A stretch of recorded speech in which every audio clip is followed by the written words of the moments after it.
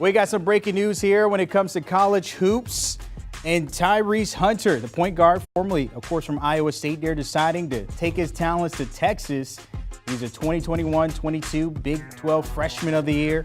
Looking at his numbers from last season, 11 points, average about 3.5 rebounds, and a little under 5 assists per game in 35 games there with the Cyclones. Big key on the defensive side as well. His 71 steals ranked in the top 5 for freshmen in the history there at the Big 12, but now staying in the Big 12, but heading to Texas. All right, joining us now for this breaking news, senior college basketball writer Matt Norlander. And Matt, this just coming down moments ago, going from Iowa State to Texas. Your reaction to him making this decision today? Not surprised by Texas. The buzz was for Tyrese Hunter to commit to Chris Beard's Longhorns. This is an intra-conference move. We actually got a little bit of that going around. The Big 12 will certainly make for some spicy storylines in that conference heading into next season. But with Hunter specifically, we're talking about a guy who was regarded as a top 3 to 5 transfer in all of men's D1 college basketball this offseason, Brandon. You see a little bit of a shooting here. He's actually not a great shooter. He shot 27% from three-point range, 46% inside the three-point arc this past season. If he was a better shooter, he would have been gone to the draft, in my opinion. Now, he's a little bit undersized, a little bit. He's 6 foot, 175 pounds or so. Stroke is improving. But the reason why he's so coveted is really dynamic passer, a high-level defender. Tyrese Hunter has a chance really to be one of the best 3 to 5 defensive guards in the country next season. Maybe even a little bit of like Davion Mitchell-esque out of Baylor a couple of years ago. This is a big get for Texas, no doubt about it. The Longhorns were good in Chris Beard's first season, but you might recall heading into last season, Texas loaded up on more notable transfers than almost any program in the country. And because of that, Beard actually got a lot of momentum and pub as a potential top 5 team in his first season with the Longhorns. That didn't wind up being the case. He was a 6th seed. They didn't get to the Sweet 16. It was a good season, not a great season.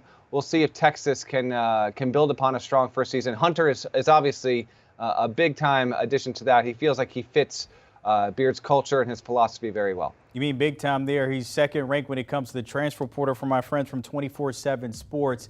You mentioned what he brings to the table. Now adding him now there to Texas. Where do they kind of shape up when you see here the class and ranking from the Big 12? Where does Texas fit adding a guy like Tyrese Hunter?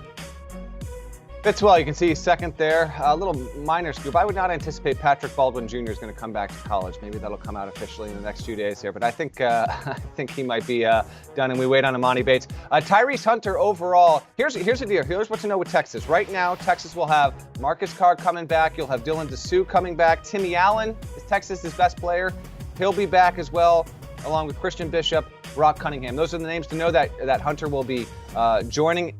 Also, Texas has a top 5 recruiting class led by Dylan Mitchell. Arterio Morris is also a fellow point guard there. Texas won't be shy on guards. Marcus Carr is a shooting guard. Hunter will play the point. He'll start at the point, which is good.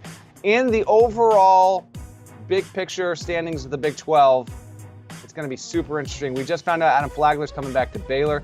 Texas Tech is really been able to reload in an impressive way. Kansas as well, oh, by the way, is going to come off that national championship. We wait and see if it's going to be handed any kind of postseason ban for next season. But to me, with the addition of Tyrese Hunter, I think objectively Texas has to rate as a top 4 team in what will again be a very good Big 12. That league in 7 of the past 9 seasons has rated as the #1 conference in the country, according to KenPom.com. So with Hunter leaving there, how does this affect, Iowa State there, losing a guy that was the Big 12 Freshman of the Year? How does this impact the Cyclones, of course, losing a guy like this? Well, I mean, it's a huge ding, and Iowa State fans certainly made their voices heard, at least on, social media and message boards when Tyrese Hunter left, because, we can speak to the obvious here. One of the reasons that was attached to Tyrese Hunter leaving to begin with was this idea that if he left and played somewhere else, he might be able to have a name, image, and likeness deal that could garner him more riches than playing at Iowa State. Going to Texas, that's one of the more affluent athletic departments in the country, and certainly that opportunity will be there, but he's still going to have to prove it. For Iowa State, listen, they did an amazing job in the first year under TJ Otzelberger, who's actually done pretty well in the transfer portal himself. There's going to be some turnover there. The Cyclones got in, made a little noise, beat LSU in the NCAA tournament, made a nice little run there. They were ahead of schedule Losing Hunter is a big-time ding. They won't have a player as good as him, but Altenberger is such a good fit as a coach there. I think they'll still maintain a relevance in the Big 12, and they'll probably be close to what they were last season, Brandon. No Tyrese Hunter means that the Cyclones could well be in that bubble-type territory eventually once we get to the end of next season. Do you want a sports network that delivers everything that matters about the game? The highlights, the picks, the instant analysis, no yelling, no fake debates, no politics. Hit the subscribe button and never miss a moment.